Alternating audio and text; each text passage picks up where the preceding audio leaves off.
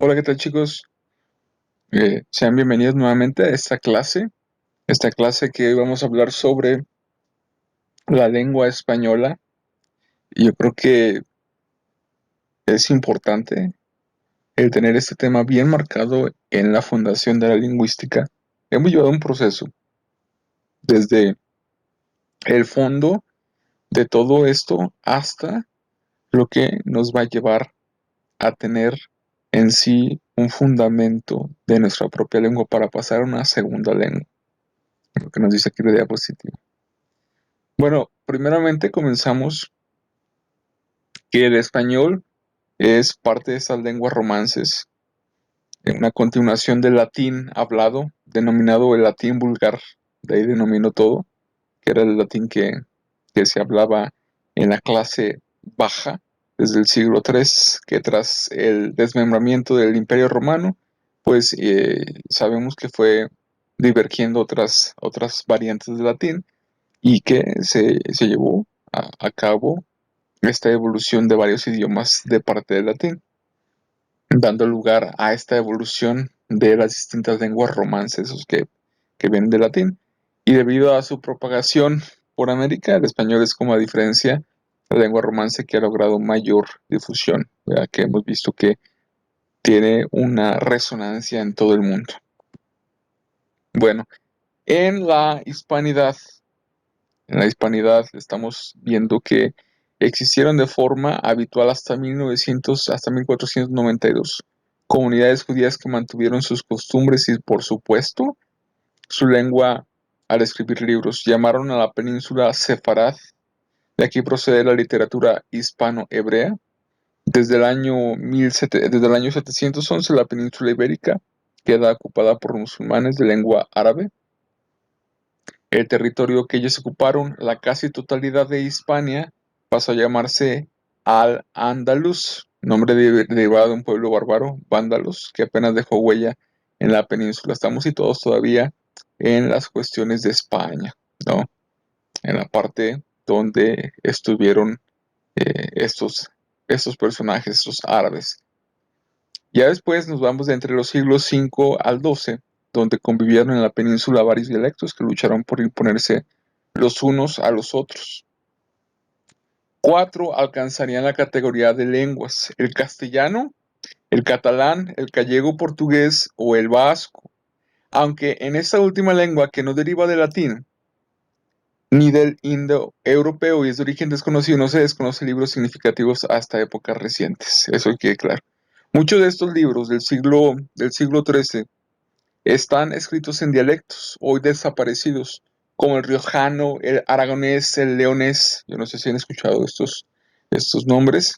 Están muy cercanos a la cultura española, pero el libro siempre manuscrito se mantuvo así hasta finales del siglo XV, donde ahí ya hay evidencia, más evidencia de las lenguas anteriores. A principios del siglo XVI, estamos hablando de los Reyes Católicos y estamos hablando de historia, lograron que el castellano fuera la lengua principal de España, algo que fue, como se podría decir, a punta de dedo, donde cuando hay un gobierno imperativo, pues siempre pretende imponer lo que ellos creen correcto.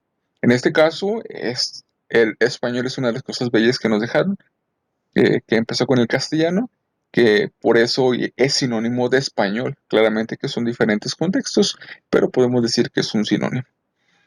El cantar de Mio Cid. ¿Han escuchado este cantar? Es muy bueno, es muy bello.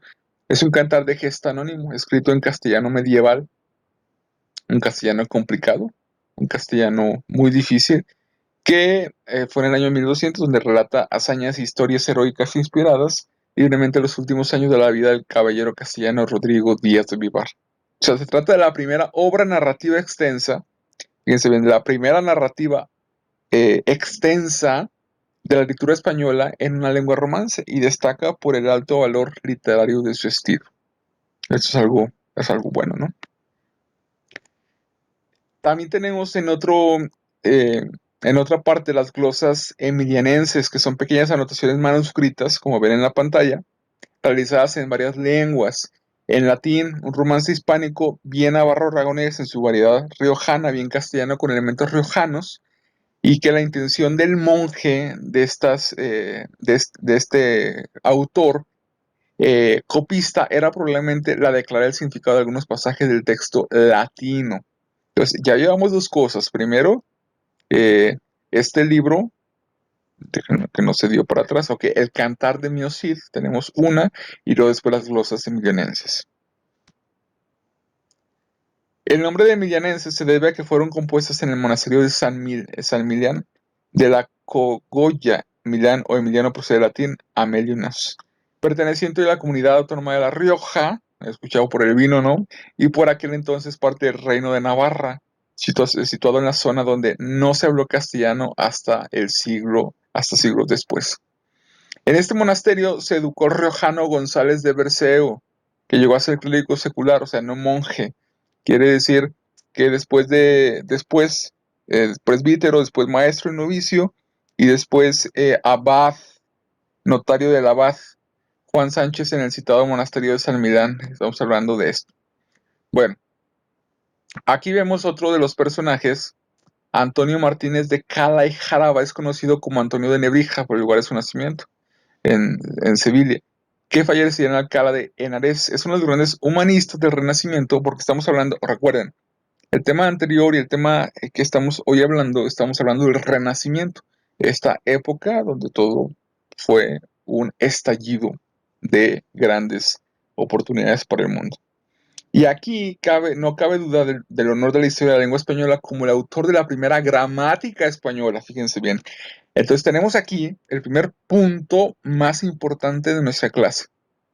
Tenemos entonces a Antonio de Nebrija, que este fue el autor de la primera gramática española en 1492, el mismo año que Colón llegaba a América. Fíjense bien qué gran coincidencia y qué hermoso, ¿no? Y que donde escribió también el primer diccionario de nuestra lengua. Fue filólogo, historiador, pedagogo, gramático, astrónomo y poeta. O sea, era un hombre bien preparado, bien preparado. Fiel a las costumbres humanistas de la época, latinizó y cambió en repetidas ocasiones la grafía de su nombre, Elio Antonio de Nebrija.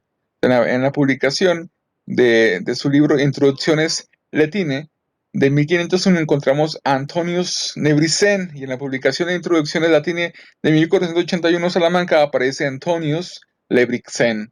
Asimismo se le conoció como el Lío Antonio de Aurelius, prenombre que tomó a imitación de los latinos. Igualmente podremos encontrarlo con la grafía Antonio de Lebrija, algo totalmente diferente.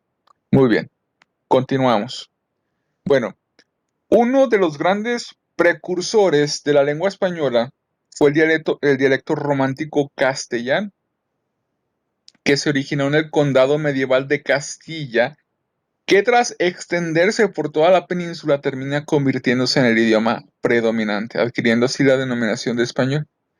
Aquí estamos hablando eh, ya de una contención, escuchen bien, una contención de lo que ya se le conocería como el español, o sea, el proceso que llevaría, ¿no? La Real Academia, cuyos miembros se han empleado por el término lengua española, ha establecido que es indiferente a la utilización del castellano y español.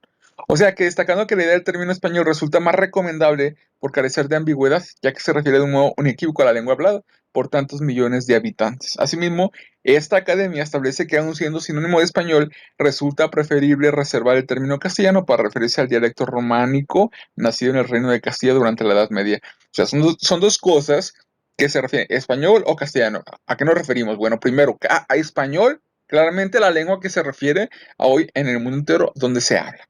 Pero también castellano, hay que hacer una distinción de dónde viene la historia, cómo se conjuga, cómo lleva su proceso y hasta dónde tenemos el día de hoy los resultados, ¿vale? Entonces, desde el siglo XII existe el Reino de Portugal. La lengua portuguesa es originalmente una variante del gallego portugués medieval. Por tal motivos políticos se considera una lengua propia. La división entre España y Portugal rompió la identificación de Hispania con España. Por eso, cuando hablamos de literatura, hispánica, incluiremos también la literatura portuguesa. Son dos cosas que van siempre de la mano. Entre 1580 y 1640, Portugal fue parte de España. Eso es algo que debemos de saber.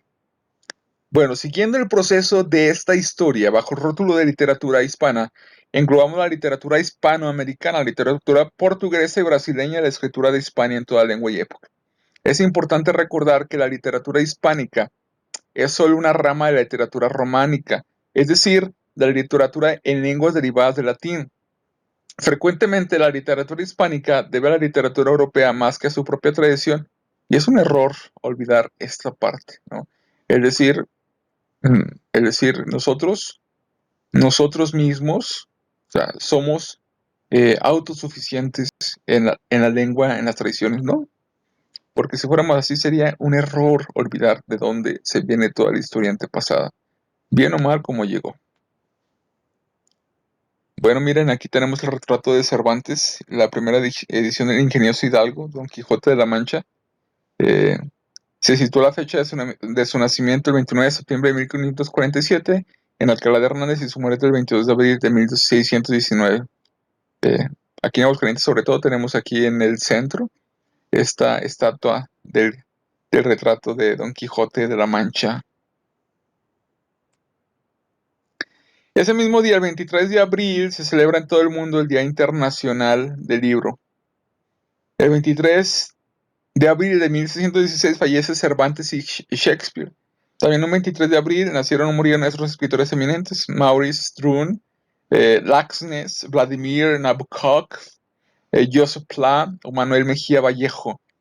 Aunque la celebración del Día del Libro se remonta a principios del siglo, la Conferencia General de la UNESCO designó este día para rendir homenaje mundial al libro y sus autores, y alentar a todos, en particular a los jóvenes, a descubrir el placer de la lectura. Algo importante, ¿ok? Fíjense, aquí hay un poema que es bueno recordarlo, de Alfredo Cuervo Barrero, acerca de esta participación de la literatura en el español. Siempre es bueno porque el español para la poesía, para las cuestiones literarias, es un placer, de verdad, el escuchar la poesía, porque el español tiene una emoción y una emoción tan grande. Ese se llama Queda prohibido de Alfredo Cuervo Barrera y que se ha atribuido falsamente a Neruda. No es de Neruda, es de Alfredo Cuervo Barrero. Queda prohibido. Queda prohibido llorar sin aprender, levantarte un día sin saber qué hacer, tener miedo a tus recuerdos. Queda prohibido no sonreír a los problemas, no luchar por lo que quieres, abandonarlo todo por miedo, no convertir en realidad tus sueños. Queda prohibido no intentar comprender a las personas, pensar que sus vidas valen menos que la tuya, no saber que cada uno tiene su camino y su dicha. Queda prohibido no crear tu historia, no tener un momento para la gente que te necesita, no comprender que lo que la vida te da, también te lo quita. Queda prohibido no buscar tu felicidad, no vivir tu vida con una actitud positiva, no pensar en que podemos ser mejores, no sentir que sin ti este mundo no sería igual. Asimismo, entonces seguimos con este homenaje a la lengua española. Según la Real Academia Española de la Lengua, la palabra español procede del provenzal espagnol y es el latín medieval hispaniolus, que significa de Hispania, España. Hispaniolus procede de la dominación latina de la provincia de Hispania, que incluye la península ibérica, incluye la península y a los Baleares, a más bien de su forma ultra correcta, si te requerir. Cabe recordar que en latín, el latín tardío no se pronunciaba la H, ¿no? Entonces era Hispania. Hispania, por eso lo decimos, ¿no? De esa manera, por tal motivo ofónico se añadía una E a las palabras que empezaban con S más consonante. En consecuencia, se creía que la forma correcta de la escrita era Hispanulus, era Spanulus, con S, por cómo se pronunciaba, ¿no? Esto es interesante. Otra teoría afirma que Spanulus, literalmente hispanito, españolito, procede de lo occitano, español, de Méndez Pindal ofrece una explicación etimológica al clásico Hispanius o Hispanius Cosmo en latín, vulgar el sufijo, O sea, como el borgoñón, el bretón, frisón, lapón, sajón, estamos hablando de esto. ¿Se acuerdan de cuando hablamos de la historia del inglés? ¿De dónde viene esta parte de Inglaterra? Cuando estaban ante los países anglos anteriormente. eh, que esto, bueno, se fue disminuyendo poco a poco para significar las lecciones de las naciones. Aproximadamente un 94% del vocabulario de español de uso diario es de origen latino, lo que es natural y no sorprende teniendo en cuenta que se trata de un idioma romántico. Eso es genial. De las lenguas prerromanas de la península, ibero, euskera, celta o tarcesio, existen bastantes topónimos, algunas palabras barro, perro, cama, gorda, gordo, navarro, algún antropónimo aislado como indalecio, varias palabras mezcladas. Bueno, después viene la invasión de los visigodos. Esta invasión insertó bastantes nombres de pila: Enrique, Gonzalo, Rodrigo y sus respectivos apellidos: Enríquez, González, Rodríguez. El sufijo engo en palabras como ralengo y vocabulario referente a la guerra como yelmo y espía. Además, ya la mencionada época musulmana dio paso a la adopción de numerosos arabismos. En morfología cabe apuntar que viene el árabe del sufijo y de gentilismos tales como Ceuti e israelí. En el siglo XVI se introdujeron numerosos italianismos referentes a las artes, pero también gran número de palabras indígenas o americanismos. Ya estamos hablando que en este siglo, en el siglo XVI, ya estamos hablando de un contexto mundial, no solamente un contexto de historia de lengua romance y la interacción con el latín y con los pueblos aledaños, sino ya estamos hablando con el mundo entero. En el siglo XVIII, galicismos o palabras tomadas del francés. En el siglo XIX, sobre todo ya préstamos del inglés y el alemán. En el siglo XX, ya mucha presión acerca del inglés. Por ejemplo, imagínense set, penalty, fútbol, email, internet, software. Ya son conocidos como préstamos lingüísticos. Entonces, en las lenguas del mundo, buscando la economía de palabras y extensión, a partir de aquí las reflexiones que hagamos sobre la lengua española castellana irán acompañadas de mapas ilustrativos. ¿Ok? Entonces, hasta aquí llega la presentación de la introducción a la historia de la lengua española. Es importante reconocer y recordar la importancia que tiene la lengua español, del español y el castellano en todo el mundo, para así poder reconocer la grandeza que tiene en sí mismo, recordando desde sus inicios quién fue el principal autor, donde se dieron los primeros, eh, como que las primeras relaciones con el mundo exterior y cómo se desenvuelve el proceso superficial y exterior del idioma. Ya veremos después el interior, cómo fueron las facetas más a fondo. ¿Ok? Eso es todo por hoy. Les agradezco mucho.